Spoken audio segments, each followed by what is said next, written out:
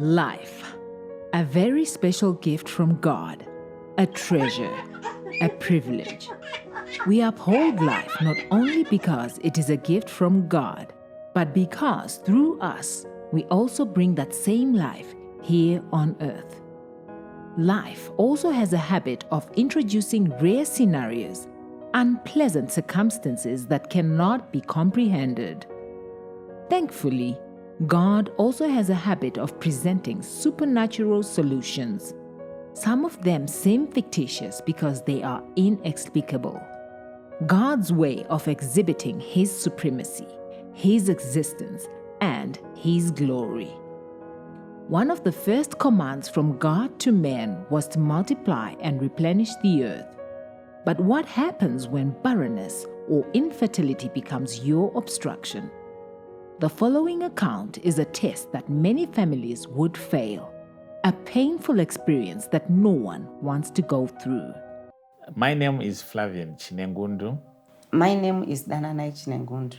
We met and got married in 1998. At the end of that year, we actually had our white wedding. In 1999, we had our first child. And as you will expect, that is an exciting time. We were blessed with a baby boy. He was a bundle of joy. We were so happy. Everything was working well. And we raised our child up to a level when we were expecting a second child.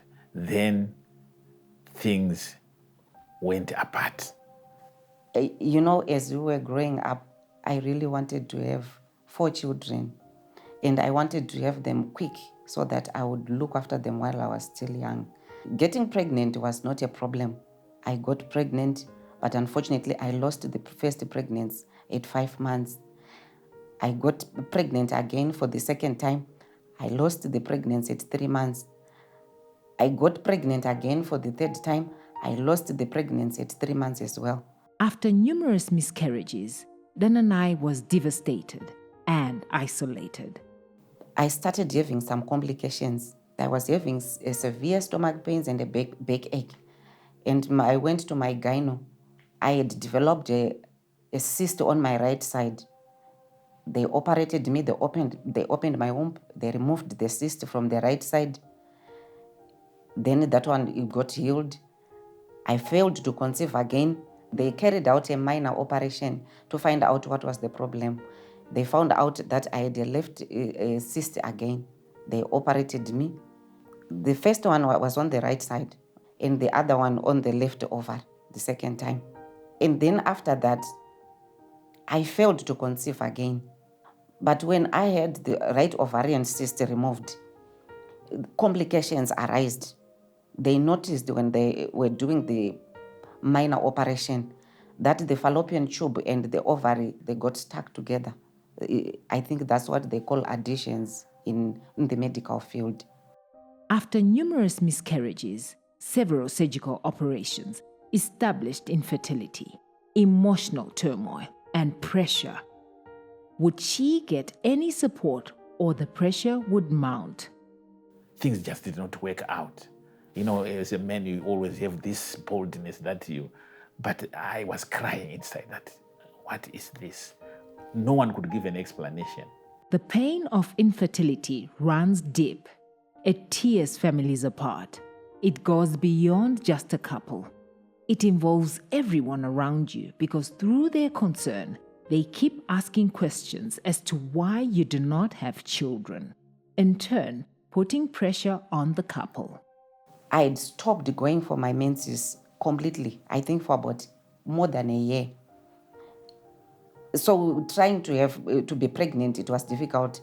And then my doctor said I had to go for another operation, a major operation again. They had to separate the fallopian tubes from the ovaries. It was like drilling of the ovaries. It's something that they call like short-circuiting, to short-circuit the process so that I could start the cycle again. That was done, but I failed to conceive completely. That was in 2005. The doctor then recommended that my husband go for sperm analysis because he had checked again through another third minor operation, and everything he said was now okay with me. There was no problem anymore. Then my husband went for a sperm analysis, and now they said in 2006 he had low sperm count. They gave him some medication, and when he took those medication, the sperm count it only increased slightly. Then we gave up. We said, let's just leave it. So we're just waiting patiently, but it was difficult, I'm telling you. I experienced a lot of pain. You know, after having gone through miscarriages, miscarriages are so difficult. It's a process that is so hard to go through. You experience a lot of pain. And now I'm failing to have children. It was even difficult for me even to visit other people who had given birth because I would experience great pain inside of me. I would actually avoid it so that I will not even show it in the presence of people that it's touching me. We couldn't understand. We had all forms of tests done at the hospitals, private doctors, public hospitals. Nothing was happening. The pain, unbearable. Sometimes giving up looks like the only answer. You know, there's a time when you are going through such an experience, you sometimes think that maybe my husband would leave me and he would marry another wife. It was so painful because you know you can't produce what other women are producing. Not because of your own making. I went through a difficult moment. I went through difficult times. The pressure, I know the pressure when the family members were saying, you think your husband is going to continue to wait for you as if you had a say in heaven. We all know that children come from God. We thank God he managed to stand with me. Grace alone. He stood with me Grace in those trying times. And even in the process, my faith was challenged a lot. Sometimes we would even think, why is God not answering after so many years? Some of my family members were encouraging me to go, to Mapostory, to try and have children there. That's the white garment. But I said, Churches. I will wait on God. God's time is the best. The doctor was giving us options that you can have a test tube baby. But now he was saying having a test tube baby is also a problem because my uterus was also not carrying the pregnancy. It was miscarrying. He was actually advising us to consider adopting a child. We actually pondered about it, but we didn't make a decision. We decided just to wait on God. Thankfully, the Chinengundu family did not give up. I remember when my son, he was around in grade 3, he was giving us problems because he wanted to have another siblings. He would say at school, my friends, they've got sisters, they've got brothers, but I'm just alone. Please, can I have another child? So he's going to buy. He was going through so much loneliness. It was painful to go through, to see that happening to your child, and you can't conceive. It's not because of your own fault. And we actually decided to send him to a boarding school. So we sent him to a boarding school when he was grade 4. Imagine that's the time you are supposed to be with your child and to have that bonding. But because of loneliness, we had no option. We decided to find a place where you could find, other people to play with. We had to send him to a boarding school at an early stage. I actually thought that this was something intentional my parents were causing. Like, they didn't want me to have a sibling. Like, they only wanted one child, me only. But then, as I grew up and became mature bit by bit, I actually came to understand that it was not more of their own decision. It was something that was out of their hands. And that's when I would hear them talking here and then. And I actually felt the breeze of the issue that, no, it was something that they couldn't control. And that's when I began to understand that this is something that only God can solve. So I had to live like a mature boy at an early stage of life. I had to learn to make up for myself at an early age because I didn't have someone or more of a brother or a sister to play around with. I had to be sent to school, in fact, boarding school at an early age, grade 4, because I didn't have someone to hook up around with. When we were at school, some of my friends actually, when we were chatting around, they would talk about their experiences when they had gone for holidays. And you would hear them saying, like, me and my brother and my siblings would go out and have fun at Vic Falls or such areas like that. And when it was my turn to tell them about my part, it would be just me and my mom and my dad because I had no one else to accompany me. So, yeah, it was more of a hard situation. I actually told them once that, can you please go and buy a child at the hospital, because I was still young and I didn't know where kids came from. So I actually told them to go and buy a baby at the hospital. They had to experience much hectic bills, like they were so big. I would see the paper stuff. They had to see many doctors and it was quite expensive for them to run around. We had a situation whereby my wife got so sick. In fact, she was struck by an arrow. That's how she explains it, somewhere in here. And she thought it was just a normal thing and it would recover. She started taking painkillers. It didn't work. An arrow had entered me just below my abdomen. I tell you, I experienced a lot of pain. But at first, I just went to a pharmacy and I thought it was just going to disappear by painkillers. Unfortunately, until the whole month, end of July, the pain could not stop. Then in August, the pain was so severe that we could not even sleep. We went to the doctors. Tests were carried out. And sometimes at first, they thought it was like acids. They gave me antibiotics. It couldn't work. They thought it was, then they suspected that it was a gynecological issue. They gave me new antibiotics as they were carrying out the test. They carried the test, checking that my ovaries, everything about my gynecology, they checked.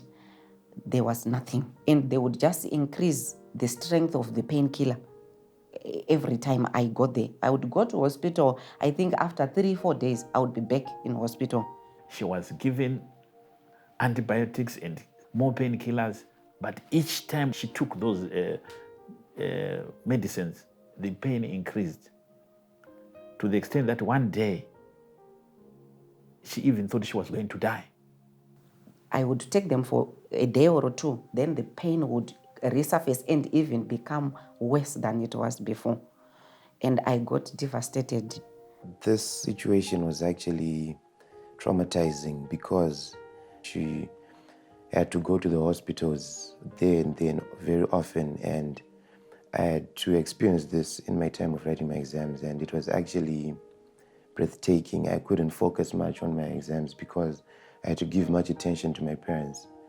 The way she was sick, it was not of small magnitude. It was actually intensive and it was traumatic. I couldn't take this lightly.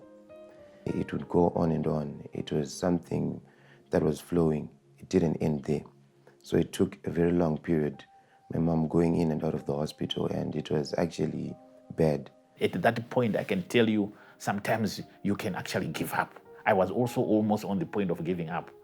I was born again. He was not born again, but we had not joined UFIC at that time. We heard about Prophet Makandiwa, that he would pray for people and, everything would just work out. So we joined UFI. Somehow I got an encouragement from within, because I had seen other people giving testimonies, having their children, after so many years of barrenness. It encouraged me. And even the word that Prophet Makandiwa was teaching, it encouraged me. Though I was going through that pain, there was a hope inside of me that I can still have a child. After joining UFIC, hope was restored through Prophet Emmanuel Makandiwa's teachings, as well as ministrations that Dananai encountered during the services. Still, it seemed as if problems were mounting for the Chinengundu family. After having to go through the sting of barrenness, the sharp pierce from the arrow, as Dananai described it, this strange disease crept in. When this sickness continued, we had exhausted all the medical avenues. One day she suddenly thought of a dream, remembered of a dream that she had had. In that dream, I had seen my husband having a similar attack that I was having now, but it was on him. We carried him to hospital in that dream. And I had gone to see him, and I had seen that the situation was not good at all. That was in the dream. I saw the doctor, and the doctor was asking him, what should we do? And the doctor said, I only recommend life having. That was in the dream. And you know, when I remembered about that dream, I straight away looked for my husband. I reminded him, do you remember this dream that I had told you before? And, we got like an encouragement because it was so devastating.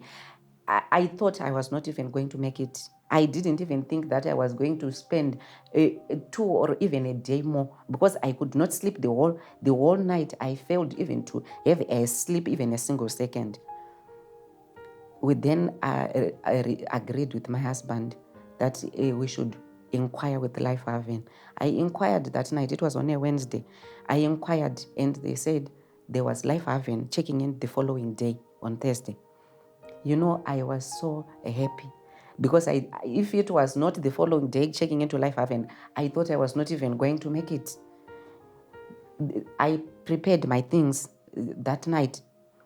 The following morning, we packed our things. You took me to the Life Haven offices. And the minute we did that, she was so encouraged, but she was still in great pain. We eventually booked into the Life Haven. When she went there, I actually did not think that there was much that could happen because of the extent to which her experience was with the sickness. And the rest of the story, only yourself can explain because it is, I can't explain it. We checked in on a Thursday. And when we checked in, my case was just like a do or die. And then we were told by a Pastor Rukwat, that the following morning we were supposed to meet at the chapel. I didn't sleep because I was no longer sleeping. This was my 3rd day now, not even finding a single sleep. Then the following morning, it was on a Friday. It was so painful inside of me because everywhere was painful. I could feel like, when it was happening, my whole body was like burning. It was like a gun was being shot, like bullets were introduced. Through that point, I felt the arrow entering.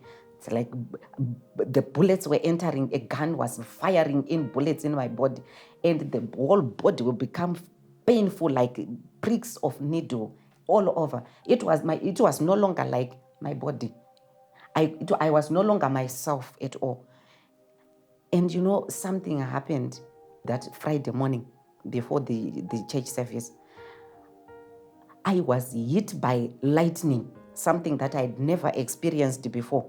And I felt like an electric current was moving through my body.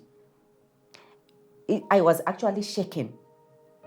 I didn't know what was happening. I had never experienced it before. Then I came back to my senses and I said, what is this? So I was just lying, facing upwards. It was suddenly, that moment, I felt a strange presence entering just around my bed. I could not see anything, but I could feel something had entered into my room. There was this like sweet smelling fragrance that was introduced into the room. Suddenly, I felt like tubes were now being inserted in my stomach. And there was like rushing fluids entering into my stomach to flush out my intestines. And then something was happening just below my stomach. The fluids could not pass. I was aware of what was happening, I touched the place to see where was this blockage taking place. And I found out I had 2 major operations done, that there was a scar of the previous operations I had. That was the place where there was a blockage. The fluids could not pass. The process of these fluids being pushed into my system, it was repeated 4 times. Then after the 4th time, it couldn't penetrate again. There was a moment of a silence. And it was then I felt something like a scissors now. It was cutting under the scar. I was just observing what was happening. I could feel it. Then after this cutting, I felt like a hand was moving around the place where it was cut. And the movement of the hand was like a burning sensation. So it was burning around that wound. It was burning. It took some time. It took some time moving around. And then the burning sensation moved it to my right ovary. It started it started moving around my right ovary, where I had the previous operation done. They had removed a cyst there, and they had removed some additions some years before. That hand, it shifted again. It went to my uterus. You know, when I was in the process of this sickness, they had taken some tests, and they had said they'd found out that I had 2 fibroids in the uterus. That burning sensation, it moved again to my uterus, and it started burning. It started burning some things. The movement, it moved again to my left ovary, and then the sensation was moving around. The sensation moved again to just under my navel. I had 3 laparoscope, the minor operations that they did, and it was moving again. The hand would be just moving. It's like a burning sensation, burning some things. I don't know. The sensation moved to where the pain started from, the lower abdomen. It moved again there, where the pain was coming from, where I felt like arrows were entering into my body. And then at that moment, I could actually feel that hand pushing away pain. I could feel the pain being moved away. It was so surprising, because now I'm still lying on the bed and other people are still at the dining hall. I'm wide awake. I'm not asleep, because that was my 3rd night. I could not sleep. I could feel what was happening. The burning sensation moved. It went to my rectum. Then the sensation was moving. In 2006, apparently, they had said that I had developed piles. So they had given me some treatment of piles. Then the burning sensation moved from the rectum. It went to my upper abdomen. They had given me some treatment of ulcers before. The burning sensation moved again from the upper abdomen, and it moved to my head. I took my hand, I was checking what was there, and I was shocked. You know, I had a war cut. That was in 1987. I had a war cut, and they'd put about 5 stitches there. So the burning sensation was moving right around there. It took actually much more time than the time that was taken on all the other places. And then the sensation moved back to the right ovary. This place was done twice. And I counted the places. There were 9 places that they were touched during this process. And it took a moment. I felt another sensation now. The hand now had a different sensation. It was now a cooling sensation. You know, something that you feel when medicine is being applied to a wound. That was what I was feeling. The burning sensation would start from the right ovary, going to the places that the burning sensation had moved. So it went all through the nine places. And after that, the cooling sensation, I felt those tubes again being introduced to my stomach. And now the fluids were no longer being pushed with the force that it had before. It was so surprising. I felt those hands, they were pressing my stomach so gently. I have never felt that gentleness before ever in my life. They were gently pressing, and the fluids were being pushed slowly. And this time, the fluids managed to pass through that place where there was a blockage. And then the fluids went out. So when the fluids went out, this is when I heard the voice of Prophet Makandio starting a song. Anonzia Nico. Then there were many other voices that I was just hearing. They followed him. Anonzi mchene, anonzi mchene, anonzi mchene, Jesu shoshamisa. It was after then the presence disappeared. The presence that I was feeling, it disappeared. And I checked myself, trying to see what was really happening. I thought I had messed up my blankets. I checked my blankets. There was nothing. I was shocked. Checking my body, I could no longer feel the pain. I was so shocked because even that night, I managed even to go to the toilet because emptying the bowel was now a difficult for me. I went away to the toilet easily. I was even shocked. I managed to sleep. That's God showing off right there. All the 9 places she had encountered affliction were dealt with. That was a dead state. Dananai was resurrected through a divine and supernatural encounter. Supernatural encounters are difficult to comprehend. They are indescribable, so real yet so dreamlike. Dananai did not receive her healing when she went to the chapel. She received it before meeting Prophet Makandiwa. Just by entering the Life Haven Sanctuary, yokes were loosened. What happened next? After she came from Life Haven, when I saw her, I was with my family and most of them started to cry. And for my own view, I don't even have much to say because the way I felt, it cannot be explained. It's out of this world what I saw. And I just thank God because that's a major miracle that I experienced.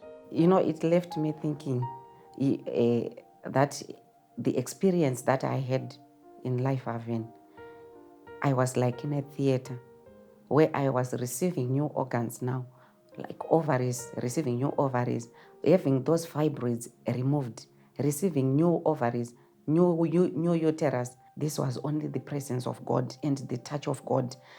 It was happening to me live, something that you can't even imagine, but it's an experience that I can't even forget. It's just a supernatural thing. The things that you hear in the Bible, you see it now happening practically, in a place like Life Haven. It's like you are experiencing the Bible now. It was something that was amazing to me, feeling the touch of God. I was like in a theater because of the feeling that I had now, having a new body, no pain, being able to function like I was not able to do before. I can say I felt the presence of God physically, at Life Haven. It's an experience that I can never forget. It remains printed in my brains. It was like my mom was in 2 different worlds before and after the experience at Life Haven. Before, she was more of a loner. She was just all chilled and she couldn't do much. She was more like on a deathbed because she would no longer do the house chores. She would no longer wake up. She would spend most of the time sleeping. Whenever she woke up, it would be going to the hospital and she would come back and sleep and she would always be crying. My mom, I actually felt sorry for her. But then when she went for the Life Haven, when she came back, it was a total different thing. It was totally different. She was now able to do the house chores back again. She was able to walk around, the things that she couldn't do before. It was very amazing to me because it was like she changed worlds in a short moment. Everything started flowing. Our life completely changed. With the life restoration of my wife, everything just changed around us. The finances, remember we had exhausted the finances with the medical bills. Suddenly from nowhere, there was that debt cancellation. From nowhere, a UK-based divine helper just came in the day we were supposed to be handed over by the bank for that debt, which had inherited from our previous collapsed business of combis. He says, I will pay this for you. From nowhere. I didn't believe it. Like life was coming up afresh. We had a debt that was cancelled of $12,000. From nowhere. And it was causing me a lot of so shocking. problems. Like life was coming up afresh. Or the joy of those who trust in the Lord. The winds of change, the joy that had escaped their lives, divine helpers, debt cancellation, restoration. All it took was a special encounter at the Life Haven Sanctuary. The magnitude of the hell that the Chinengundu family went through demanded for them to have immeasurable happiness. After that experience, that was in September, I was shocked in January, September, October, November, December, January, the 4th month. I not realized that I was pregnant. I was shocked because this is something that I was, when you have been expecting something for a long time and it doesn't happen, you even in the process lose hope that this thing is never going to happen. I couldn't believe it. It was me pregnant again after 18 years. It's something that is, the joy, you can't even explain it. You can't even express the joy that you feel. She just said, let's go and buy some test kits. So we went, and I'm not good at, I've never been a woman, but I saw this little thing showing that this is positive. So, to understand positive and negative, for men it's something different. But it says, this means positive. Says, so you're pregnant? He says, yes. I jumped in my heart. I can tell you, you see, I was now feeling more for her than for myself. I could feel what she felt. I could feel it myself. So I said, is this real? So I never told her. I said, God is great. Remember the restoration. Now we are getting pregnant. With the excitement of being pregnant after so many years of trying and failing, there was this concern now that was coming behind me. I was now at the age of 40. And normally it's normally recommended that you have your children around the age of 20 and to the late 20s. And now I'm past the age of 35, which is the age normally you can have complications after delivery. She continued with the pregnancy 1 month, 2 months. But remember the experience of the previous miscarriages. It was hanging. Let's never cheat ourselves that it doesn't affect you sometimes. But the faith that I was developing, the testimonies that he talked about, and this particular life-having experience, these spiritual surgical operations. It was unbelievable. That joy had been restored in the home. After having gone for 18 years without a child, trying to have a second child, there was silence in the house before. Now we could talk. We had been reunited. Everyone was jovial. It's a funny experience. Everything was like restored, not just the pregnancy or my body. The finances, everything started coming up. You should know the feeling. I wish you could feel it. This is after 18 years. After 18 years of wanting to have a child. And I told you the experience of our son. I had a call from my mom as I was at school there. And I heard that she was pregnant. And all of a sudden, things changed. My mood actually changed. I then became so happy. I became joyful. I was a merry child from then on because this is something that I'd never expected. It was like a bolt from the blue. I'd never expected to hear such things. And then when I came back home after school, when I saw it with my own eyes that actually my mom is pregnant for real, it was breathtaking. I really couldn't find any words to say because I was so joyful. It was a great experience. This God, without this God, I don't know where I would be. She would have finished. I would also die with her. What would be the point of living without her? In the process of my pregnancy, I was now thinking of what the people were saying. And now God had intervened in such a miraculous way. I was now pregnant.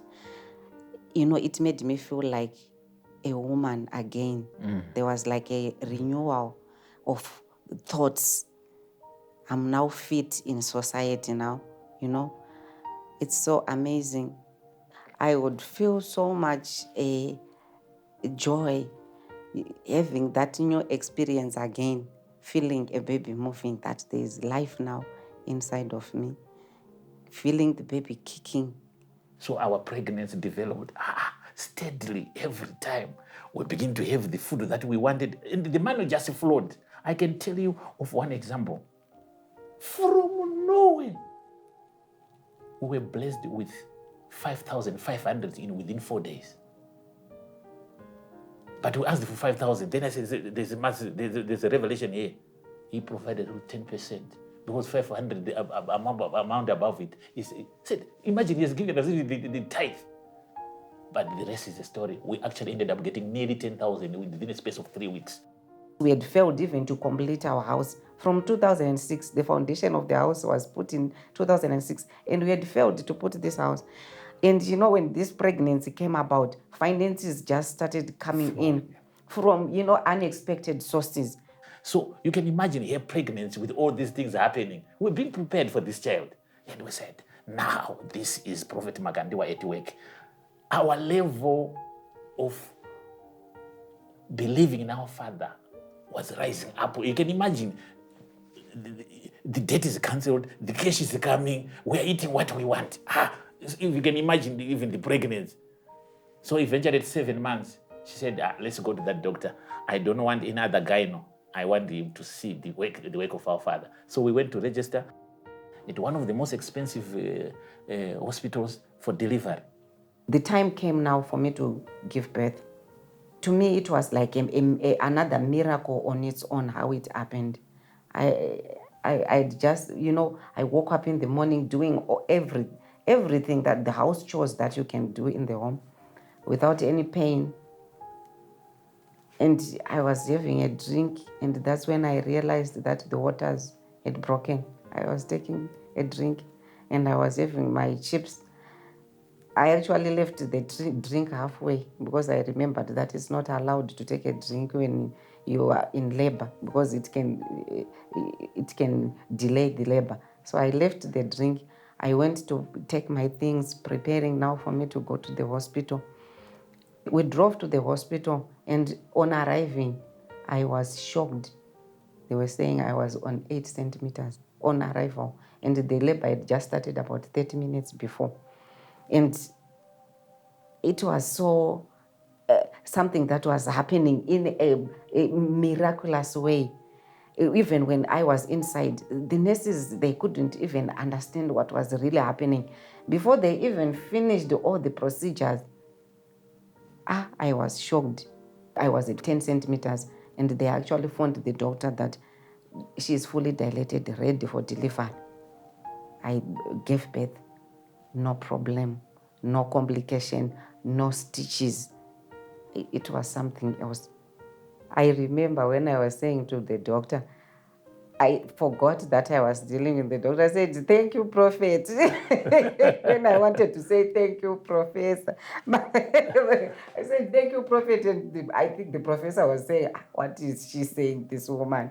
I really want to thank God. I was so happy when I looked at my baby and seeing that she was just looking like I was seeing Mama's picture, when I was looking at my baby and remembering that dream of seeing Mama in the dream. I said, I'm going to give my baby the name Ruth. And I called her Ruth Tawana Nyasha. I was so happy. All the sicknesses, the pain, and the trials are forgotten. Over and above the supernatural healing, the icing on the cake, something that the family had hoped for, that one special thing, a special addition to the family. She has never given me any problem. She doesn't cry at night. My baby is healthy, and it's so amazing. I'm so happy. I see love has been restored in the house. Peace has been restored, and all those years of pain, they vanish like in a moment. It's like you forget about all these years of pain that you have gone through. And even our love with my husband, it has been, we have been reunited. It's now something else. My mother called and she told me that you now have a sister. I don't know if this was actually recorded, but then the way I reacted from that call, almost everybody was attending to me, because the way I felt and the reaction I gave out, it was not something minor, it was a major experience, and I was so amazed. Just 3 days after the baby arrived, we moved into a new house. This baby came in with It was 2 days before. just 2 2 days days before she was born. She was We moved into the released house. from the hospital. We moved into a new house. We're now having a new baby, having a new body, having a new house. You know what this anointing has done for us? It's unexplainable. We owe it all to Prophet Emmanuel Makandiwa. And Life Haven, to me, it's like when you want to have something tangible in your life, go to Life Haven. To me, Life Haven is like everything. You cannot go there, I think, and come back with the same problem. Never. It cannot happen, because this is exactly what you experience. It's true. So I owe it all to Life Haven and the Prophet Emmanuel Makandiwa and the Prophetess Ruth Makandiwa. I came back home and I saw that my sister is actually there, Ruth, and I got to hold her in my arms, and I had that feeling, that moment when you have that thing you have always waited for all these 18 years, you now have it in your hands. And it was flowing in me that this is what I was been waiting for. My same blood flowing in her. My own sister. That person I've always been waiting for to escape all that scorn and all that tease from my friends is now here. My solution is here. And I actually thank God for that, because what I was always waiting for came at last. They actually found a solution only because of Prophet Makandiwa. This man of God gave us that one thing that we have always been waiting for all these years, and I actually don't have much to say other than thank you so much, Prophet Emmanuel Makandiwa. It is only by reason of your grace that I'm now a different person, that I've experienced this unimaginable thing. And I really thank you so much, man of God. I only pray that God blesses you so much and that He lifts you above where you are, and that He keeps on taking you from level to level. Because this thing that you have done for us and many others who you have done the same thing for, is just great. And thank you so much, man of God. Such encounters show the magnitude of pressure that some children have out of the desire of having siblings. For 18 years, they waited for this bundle of joy. This little person has brought joy to Farai, who now has a sibling. 18 years of waiting is similar to a lifetime. Miracles are things that I would only used to see from other people. I would hear this person saying that God did this for me. But now it was a different experience. It was now my turn to have this part of me. This miracle is now part of me. And it's something that I never expected to happen to me. And I don't know actually how to say it, but I really believe now that God is there, and He's really there. Miracles are real, just as God is real. The supernatural is tangible. It restored and gave life to the Chinengundu family.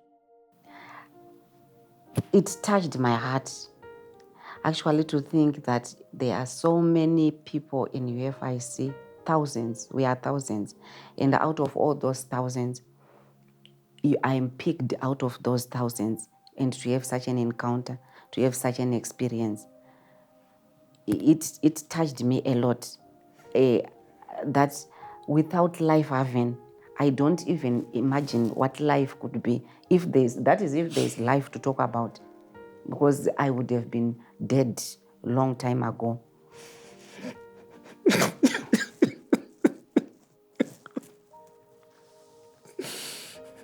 So to me, Life without Prophet Emmanuel Makandiwa.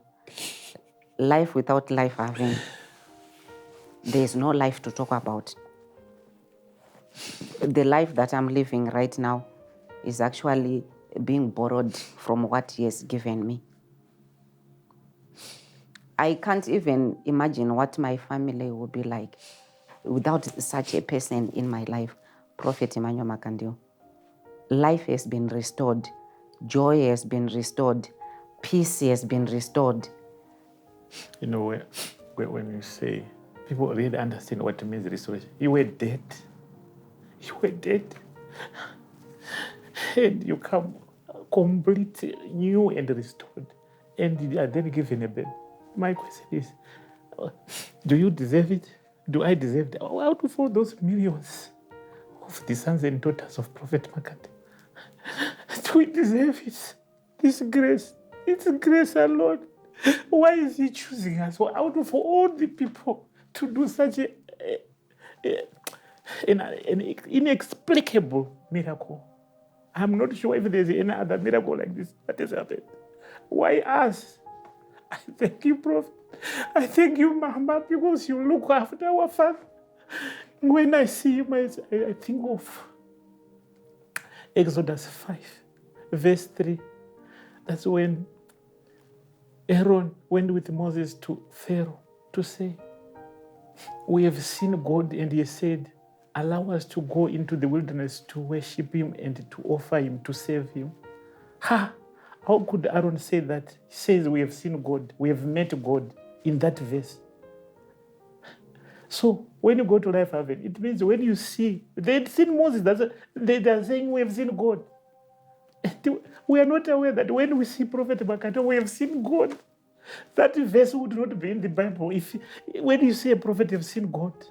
I have seen God. I have seen God at Life Haven, and he has given me a baby. You can imagine. You can imagine it. Why me? Why my wife out of all those people? Prophet Makandiwa is too loving. I think Mama looks after that project. I don't understand. I don't know if he's a man. But I remember one day he said, I am a spirit 95% and 5% I am flesh and blood. Now I believe it. That is being God.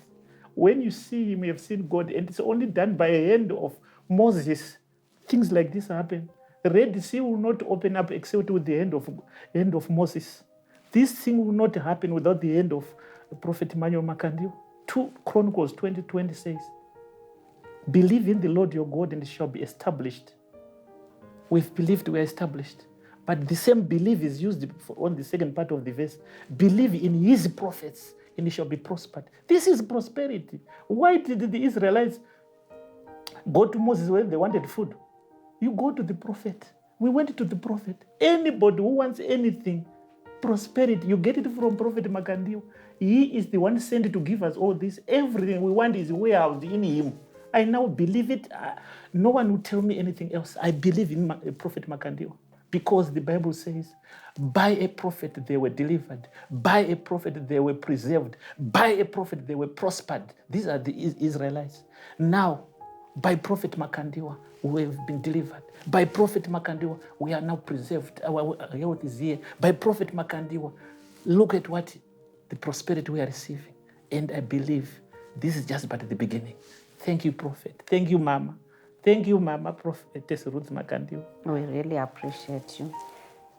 Thank you, Jesus. You have made us to be where we are now. You have made us to be alive by your grace. We don't deserve it. It's grace alone. We don't deserve it. Thank you, Jesus. God, in his brilliance, chose a person, the man, Prophet Emmanuel Makandiwa, to deliver his people. Through the Life Haven Sanctuary, thousands have been delivered. It is not so much the place, but the anointing, the special grace that God placed on his servant, the prophet. Life Haven gives you a chance to encounter that special grace, opening closed doors and shutting doors in the face of the enemy, like the case of the Chinengundu family. May God's name be glorified.